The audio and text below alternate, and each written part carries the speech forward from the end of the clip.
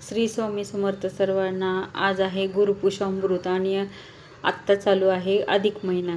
त्याच्यामुळे हे दोन्ही योग एकत्र आल्यामुळे आज दूध शर्करा योग असं म्हटलं तरी काही वावगं ठरणार नाही.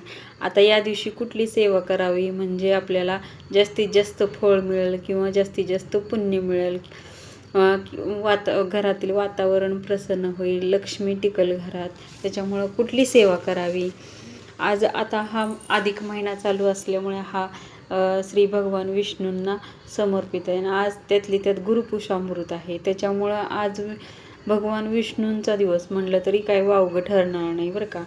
आणि त्याच्यासाठी आपण कुठली सेवा करावी म्हणजे एकदम छान, आपल्याला मनाला पण शांतता वाटेल, घरात सुख समृद्धी येईल, त्याच्यानं घरात लक्ष्मी टिकेल.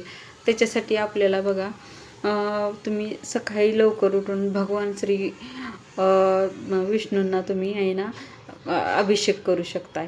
अभिषेक करून तुम्ही म्हणजे हळदीच्या पाण्यानं अभिषेक करायचा आहे. आंघोळ करताना पण तुम्ही आंघोळीमध्ये थोडीशी हळद टाकून आंघोळ करायची आहे. त्याच्यामुळे तुमचं भाग्य उजळायला आणि भाग्य म्हणजे वाढायला तुम्हाला मदत होती. त्याच्यामुळं पहिल्यांदा तुम्ही आज की नाही गुरुपुषामृत आहे, गुरुवार आहे, त्याच्यामुळं हळद टाकून आंघोळ करायची आहे. नंतर तुम्ही भगवान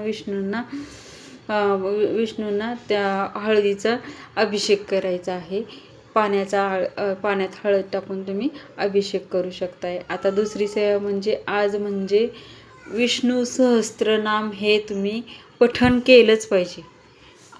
आणि जर तुम्हाला पठण करायला जमत नाही किंवा तुमचं बिझी शेड्यूल असेल तर तुम्ही आहे ना नुसतं ऐकलं तरी चालते.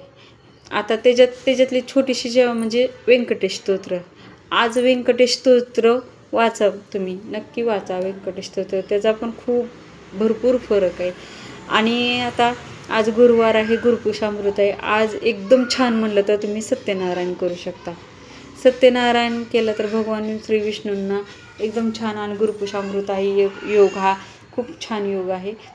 या योगावर तुम्ही जर सत्यनारायण केलं तर घरातील एकदम वातावरण प्रसन्न, लक्ष्मी टिकण्यास मदत होते. आणि त्याच्यात तुम्ही पुरुष सूक्ताचं पठण करायचं आहे.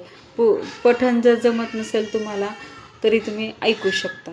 आणि त्याच्यानंतर आपल्याला महालक्ष्मीचं म्हणजे घरात लक्ष्मी टिकावी, शांतता राहावी, किरकिर होऊ नये घरात, किंवा भांडण होऊ नये, तंटे होणे किंवा कुठली आर्थिक अडचणी येऊ नये. त्याच्यामुळं आपण आता लक्ष्मीची सुद्धा पूजा करायची आहे. आज तुम्ही लक्ष्मीला अभिषेक करू शकता तुम्ही.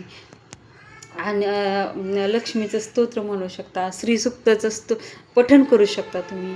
पठण जमत नसेल तर तुम्ही साधं नुसतं ऐका, पण नक्की तुमच्या घरात चालू करा. त्याच्याने तुमचं कसं एकदम पॉझिटिव्ह एनर्जी तुमच्या घरात निर्माण होते आणि एकदम वातावरण तुमच्या घरातलं शांत आणि प्रसन्न होण्यास मदत होते.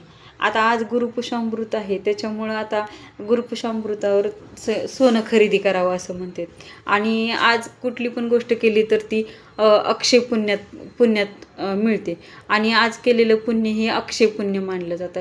आता बाजारात तर एवढे सोन्याचे भाव वाढलेले आहेत की सोनं घेण्याची म्हणजे कॅपॅसिटी कुणाचीच नाही आहे असं म्हणलं तरी, म्हणजे आपल्यासारख्यांची तर नाही. बाकी ज्यांची असेल त्याचं काय माहीत नाही मला, पण आपल्यासारख्यांची तर नाही. त्याच्यामुळं अशी कुठली वस्तू आणायची घरात की आहे ना तुमच्या घरी लक्ष्मी स्थिर राहील किंवा घरात शांतता राहील. किंवा सोन्यासारखी अशी कुठली गोष्ट आणा की तुम्ही सोन्यासारखी म्हणजे त्याला सोन्यासमान मानलं जातं अशी.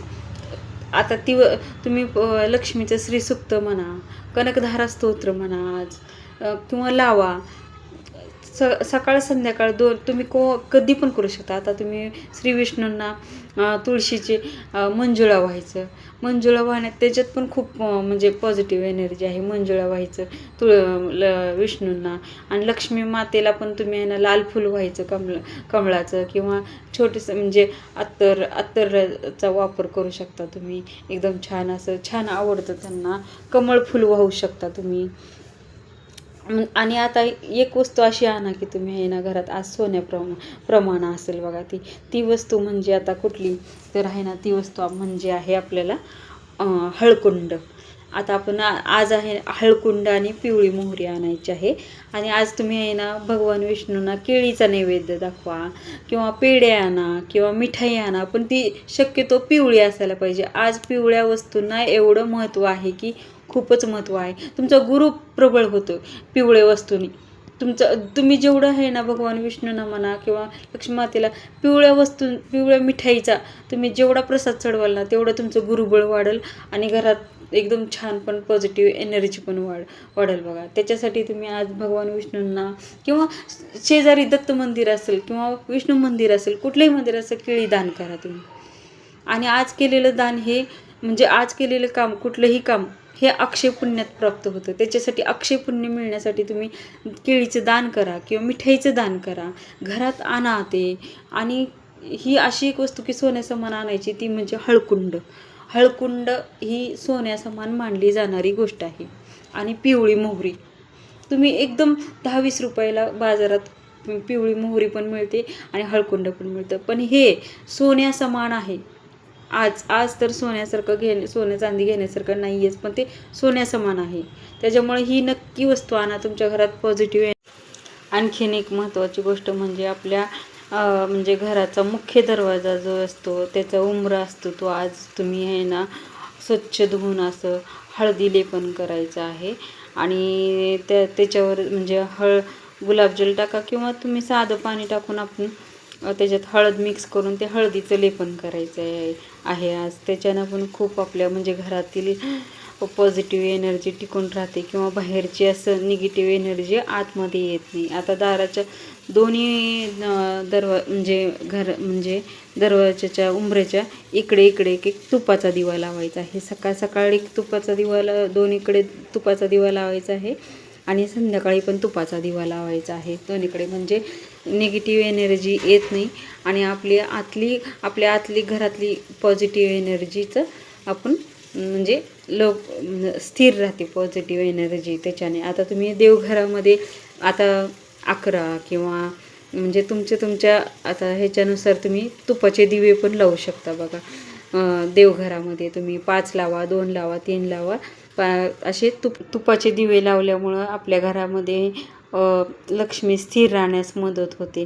त्याच्यामुळं तुपाचा दिवा पण तुम्ही नक्की लावायचा आहे. आणि ही सर्व माहिती तुम्हाला कशी वाटली ते मला कमेंट करून नक्की सांगायचं आहे. आणि कोणी कुठल्या सेवा केल्या तेही मला कमेंट करून सांगा.